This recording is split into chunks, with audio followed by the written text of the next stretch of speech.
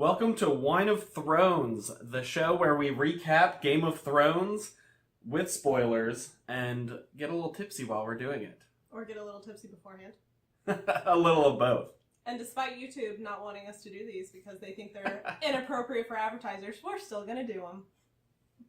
I'm fine with being inappropriate for advertisers.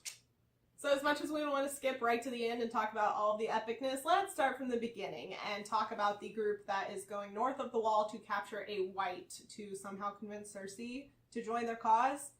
I think it's a dumb idea. I concur. So I do really enjoy this part though because they are hilarious and this is some of my favorite banter that has been going on in a while and I just want them all to be best friends forever.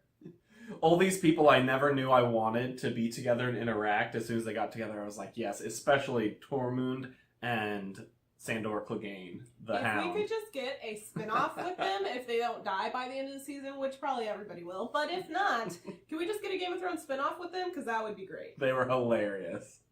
And for the first chunk of this episode, they're kind of just walking and talking, and we pop back over to Winterfell a couple times, where Sansa and Arya are still kind of butting heads and going back and forth. Yeah, so Arya is confronting Sansa about this letter that she wrote that basically exposed Ned and got him killed. And Arya is of the opinion that Sansa happily did this, which is the stupidest thing I've ever heard. I don't understand. Did you watch season 1? And I said this when we were right after the show, where I was like, if it didn't happen less than 2 seasons ago, it's irrelevant. You can't hold characters accountable for things that happened forever. But it's not only that, but Sansa, one, was made to write that letter, which she tries to tell Arya, and Arya just doesn't give a crap about it. And 2, Sansa was clearly upset during that. Like, she was screaming and crying and yelling as soon as it started to happen. She was not happy, and Arya was there. She made a point of telling Sansa, oh, I was at that. And Sansa's like, what? You were there? Arya, you must have seen it. I don't know. I just thought this whole interaction was really weird and really out of character. Unless they're putting up some sort of front for Littlefinger that we don't know about yet, I think it's dumb.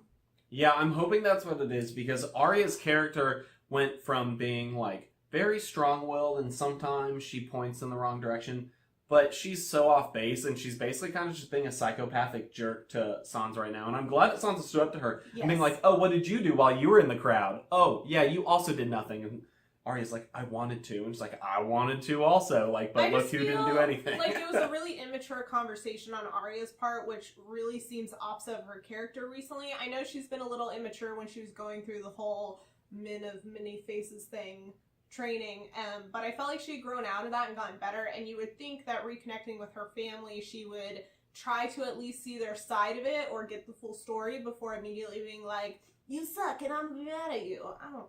And I think the frustrating part is when she goes back to that season 1 petty sister BS, it pulls Sansa back into that too. So then Sansa's engaging, and I found Sansa to come across way weaker and weaker-willed than she has for the last, 3 seasons of her being a badass and enduring all this stuff. And then suddenly Arya's back and she's like, no, I didn't mean to. And I just want Sansa to be like, you need to stop.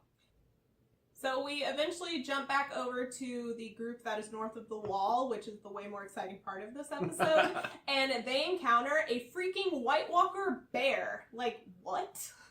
Which I think this is, the first confirmation, besides the horses, that, animals can get, White Walkered. So, this bear was super intimidating, and it was huge, and, half terrifying. dead, yeah. In this battle, Thoros gets mortally wounded, and he's still alive. But the Hound also, froze up because the bear was on fire, and he was he's like Frankenstein's let him die, yeah. He can't handle the fire. But Thoros is hurt, and later on, we'll jump ahead and say that he actually ends up dying. But they do a cool, cauterizing of his wound with the fire sword, which was just badass. Yeah, he's like, go ahead and do it. It was cool. So with Thoros' death, let's move on to the most epic part of this episode, which was amazing, and talk about how they encounter, first of all, they encounter a small group of White Walkers, and we discover that if you kill one of the White Walker, head guys, it ends up killing a whole bunch of other White Walkers, but not all of them that are around, so we're not quite sure where that's at. So why does it kill some but not others? Is it kind of like the whole vampire lore where wherever you turn, if you die, you also I've kill everyone who was turned? I've actually seen some people who theorize that they put at least one white in every group. So if the White Walkers gets killed and all those other whites die, one of them's there to signal the others. Because as soon as he screams, they all hear it and start coming in. Interesting. And so that was their theory, is it's like a security measure, which I thought was pretty smart. After that small group happens, like Steven said, they signal the entire huge horde of White Walkers that are moving towards the wall, and our group of the guys from the wall have to like scatter and figure out what's going on. And they send Gendry off to go warn the wall and Daenerys about what's happening, and the rest of them stay, and they get stuck on this little like island of ice, and all the White Walkers are just like circling them and surrounding them, and it's just very dramatic and very daunting. Yeah, because they're in the middle of that frozen lake, and there are so many. Like, the Army of the Dead is huge. This is the biggest group we've seen so far in this show. And the craziest part is the actual, like, core White Walkers were just sitting up top, like, and the Night King's just watching them from far away. Well, he's like a general, where he's watching from afar his army go to work. Which I was surprised when Beric was like, what if we kill that guy?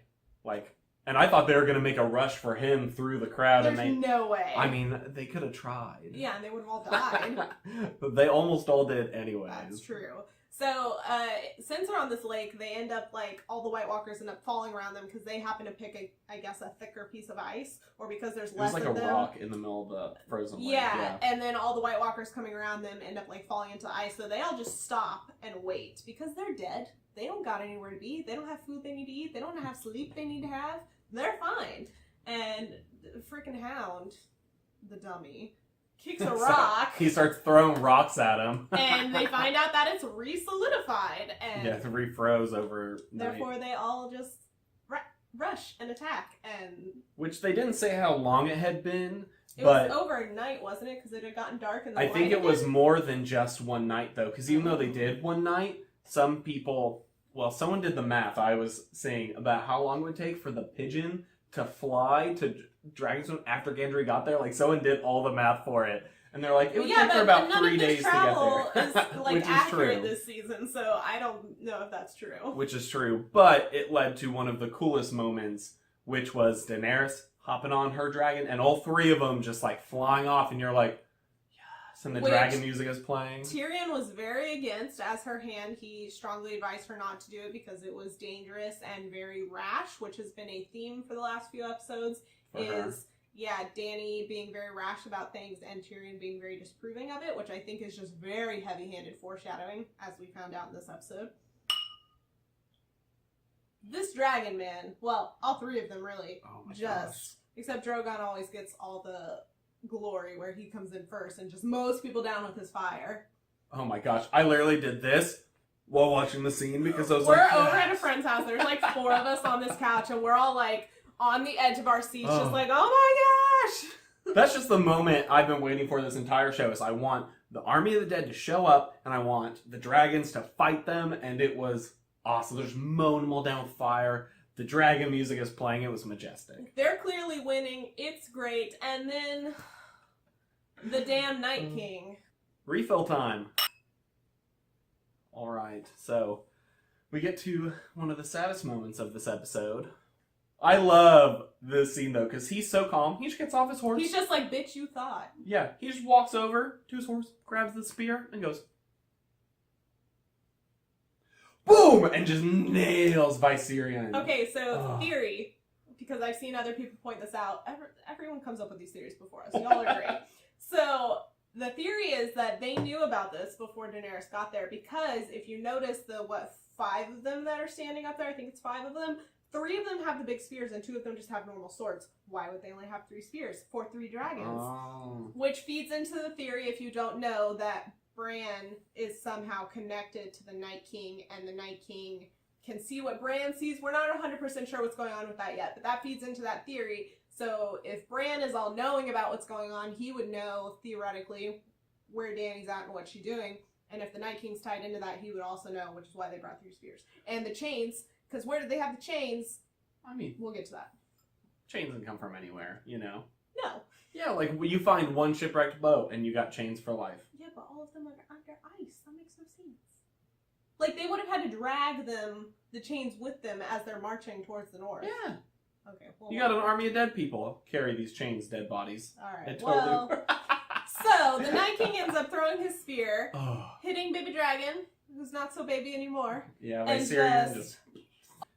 You had to know that at some point one of these dragons was going to die, especially with her attitude lately. I was not expecting it in this one, though. I was expecting it. They faked us out with the last episode with Drogon nearly dying, and they're like, but wait, we have another one later. Which I think it's so good because it's good for Dany's character because she was getting way too reckless. I agree. And Tyrion did say himself where he was like, if you die, we all lose everything. Like, not just you, we all lose. So, like, you can't do this stuff. And that could have been Drogon. Yeah, so Daenerys, in complete shock, doesn't even, like, react to this. Like, she's just sad. You see her, like...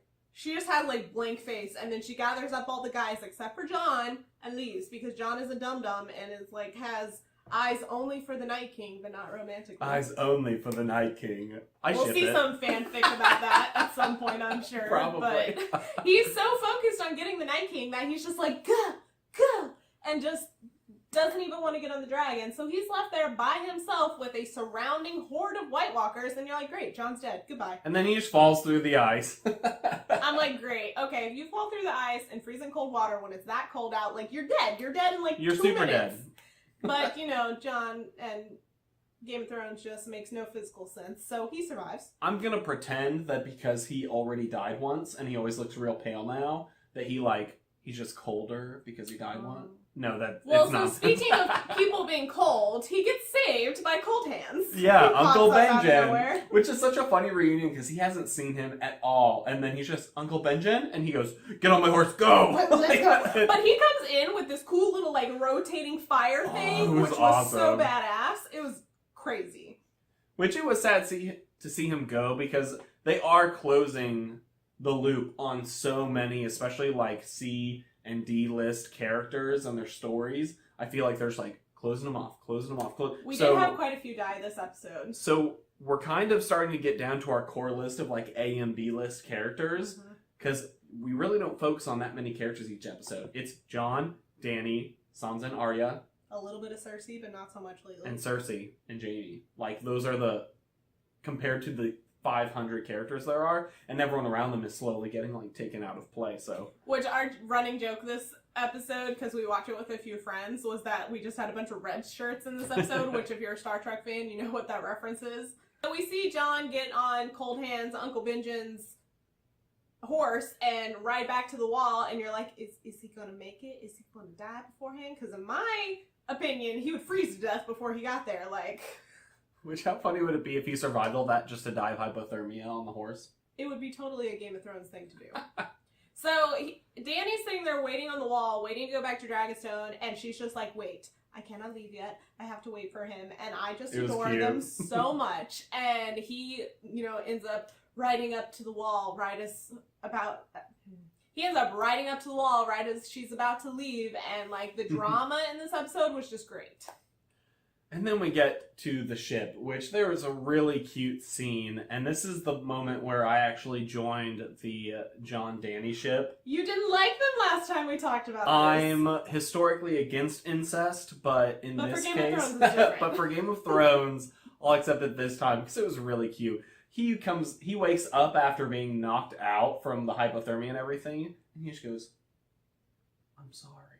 If the first thing that you mention to your love interest after you wake up from almost dying, getting back to the wall, is I'm sorry for, like, your child essentially dying, just, swoon, and the romance and the empathy, I love both of them. Can they just be happy forever? And I think it shows a lot of development for Dany, because then she was like, when he was like, I'll bend the knee, and... You'll be my queen, and she was like, I hope I'm worthy of it, which is not something she would have said at the beginning of this episode. I was not expecting her to be soft in that moment, and I'm really glad she was, because I feel like all we've gotten from her for the last couple episodes is just hardness, and everybody else having to, like, tone her down. But I really liked that she kind of softened up with Jon a little bit. I think the death of Viserion will help her so much, because she immediately was just like, I hope I'm worthy at this point, and I think that's a good reminder for her to have that. She has to earn it. She can't just expect it because her hair is white.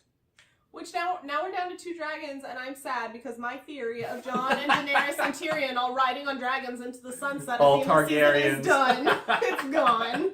Yep.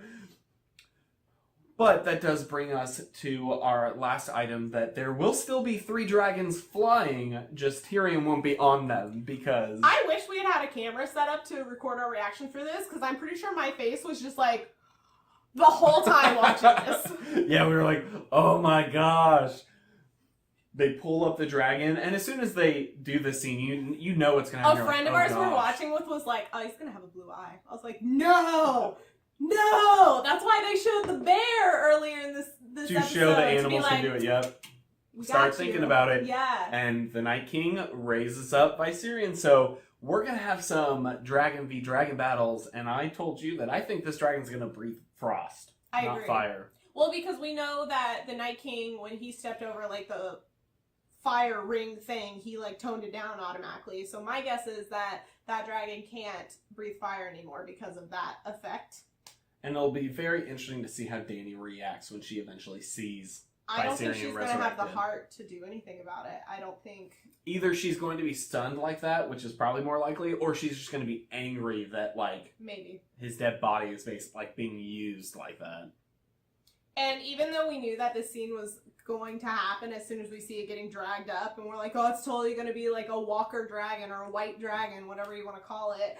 And it was still like such a dramatic, like long drawn out shot before that eye opened, but it was still such a good, like dramatic thing. You know it's going to happen, you're like, the eye's going to open, it's going to be blue. And I've then seen some people criticizing that this episode was kind of predictable, or the season has been predictable, and I'm like, I don't care, that was great, I think it was amazing. But some TV shows try so hard to be unpredictable, they end up being bad. That's true. If you go check out our Defenders review, that's one that I felt like was so set on, like, shucking the, you know, the tropes of their own genre that they end up being bad because of it. And Game of Thrones at this point needs to embrace what they built, is what I think, because if they tried to keep it like season 1 Games of Thrones, that'd be boring. And they need to just embrace the wild ride at this point. Overall, this episode was one of the strongest of the season, and I really liked it, and I really liked the longer length as well. Yeah, and next episode's going to be even longer. I know, which I'm excited about. It's like 80 minutes, they said, which is the longest. They came out and changed it from 81 to 80, so a minute difference. yeah, a minute difference. They clipped something out, but at 80 minutes, it's almost an hour and a half, and I'm excited. And we actually see Dany and Jon and Cersei all walk into the same, not room, it's more like a fighting pit. Let us know if you enjoyed this episode, and if you're looking forward to the last episode of the season. We definitely are. And if you liked this video, please give it a thumbs up down below and let us know, because apparently YouTube doesn't like these videos, but we're going to keep doing them anyways. And if you like us and want to see more from us, please subscribe. We would love to have you join our BS Review family. And we also have a lot of other different videos if you want to check those out. We have movie reviews, trailer reactions, book to movie analysis, fun top 5 videos. You know, we got a whole bunch. So if you want to check some of those out, you can check them out right over there. And we will see you in our next video. Bye.